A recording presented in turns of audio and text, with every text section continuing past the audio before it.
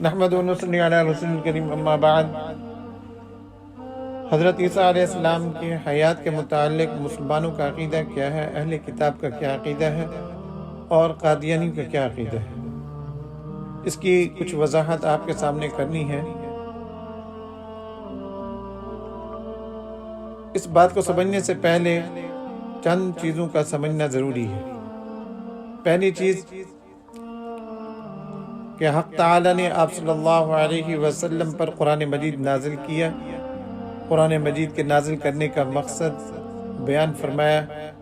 سورۃ نحل آیت نمبر 64، فرمایا وَمَا أَنزَلْنَا عَلَيْكَ الْكِتَابَ إِلَّا لِتُبَيِّنَ لَهُمُ الَّذِي اخْتَلَفُوا فِيهِ وَهُدًى وَرَحْمَةً لِقَوْمٍ يُؤْمِنُونَ، کہ ہم نے جو آپ پر کتاب نازل کی ہے کہ آپ ان کے درمیان جو اختلاف ہے اس کو واضح طور پر بتا دیں کہ کون سا ان کا کام ٹھیک ہے، کون سا غلط ہے، اور یہ کتاب ہدایت بھی ہے، رحمت بھی ہے مؤمنین کے لیے۔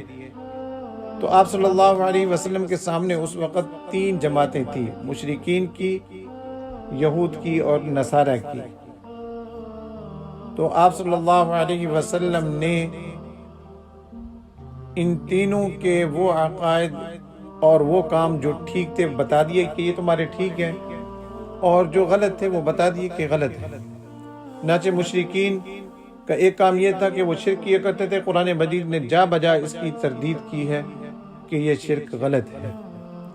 مشرکین کا ایک کام یہ تھا کہ وہ بیت اللہ کا طواف کرتے تھے، اور بیت اللہ کا طواف کرتے ہوئے وہ اپنے کپڑے اتار دیا کرتے تھے۔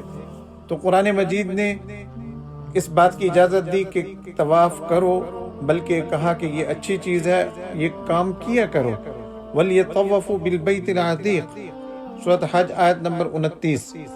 لیکن جو ننگے طواف کیا کرتے تھے اس سے آپ صلی اللہ علیہ وسلم نے منع فرما دیا۔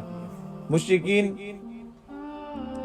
حاجیوں کی خدمت اور اکرام کیا کرتے تھے، تو اس چیز کو باقی رکھا گیا کہ یہ کام تمہارا بالکل ٹھیک ہے۔ فرمایا اجعلتم سقایۃ الحاج، سورۃ توبہ آیت نمبر 19۔ مشرکین عرب ایک کام یہ کیا کرتے تھے کہ بچیوں کو زندہ گور کر لیا کرتے تھے، یعنی زندہ دفن کرتے تھے۔ تو حق تعالی نے اس کی مذمت فرمائی، سورۃ تکویر کے اندر ہے وَإِذَا الْمَوْءُودَةُ سُئِلَتْ بِأَيِّ ذَنبٍ قُتِلَتْ۔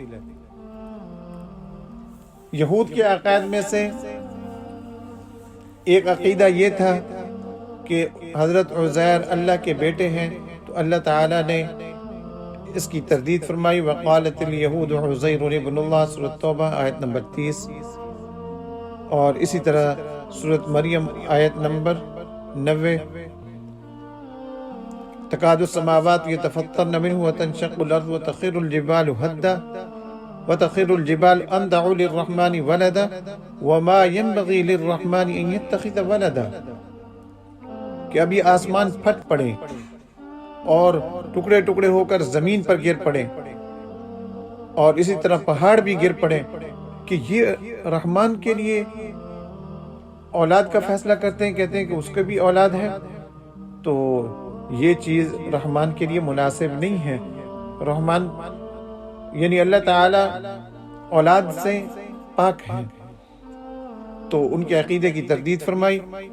اور اسی طرح یہودیوں کا ایک عقیدہ یہ تھا کہ ہم نے عیسیٰ علیہ السلام کو قتل کیے ہیں، تو اِنَّا قَتَلْنَا الْمَسِيحَ عِيسَىٰ ابْنَ مَرْيَمَ رسول اللہ، وہ کہتے تھے کہ ہم نے عیسیٰ ابن مریم کو قتل کیا ہے۔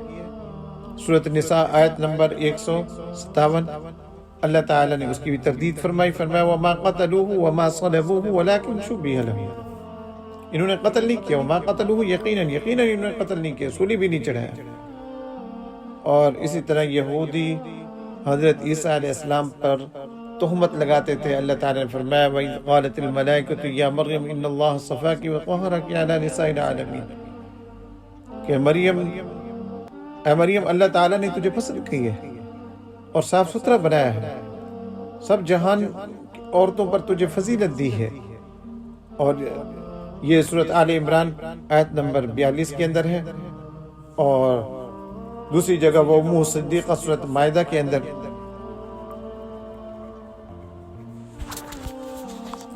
تو یہودیوں کے جو غلط عقیدے تھے ان کی تردید کی ہے۔ نصارہ کے عقائد تثلیث کے قائل تھے، لقد کفر الذین قالوا ان اللہ ثالث ثلاثہ، اسی طرح لقد کفر الذین قالوا ان اللہ هو المسیح ابن مریم، یہ سورۃ مائدہ کی آیت نمبر 73 اور آیت نمبر 72 کے اندر یہ دونوں عقیدوں کا ذکر ہے، اور اللہ تعالیٰ نے پھر اگلی آیت جو ہے 75 اس کے اندر فرمایا والمسیح ابن مریم الا رسول، کہ عیسیٰ ابن مریم وہ صرف رسول ہیں، جو تم کہتے ہو تین میں سے تیسرے ہیں یہ بھی غلط ہے، اور یہ جو ایک جماعت یہ کہتی ہے کہ یہ اللہ کا بیٹا ہے، نصارہ کی ایک جماعت، تو یہ بھی غلط ہے۔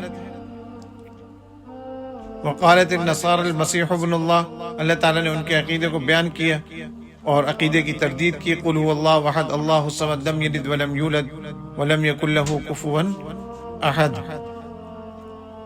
اور ایک نصارہ کا عقیدہ یہ تھا کہ عیسیٰ علیہ السلام جو سولی پر چڑھ گئے ہیں وہ ہمارے گناہوں کا کفارہ ہو گئے،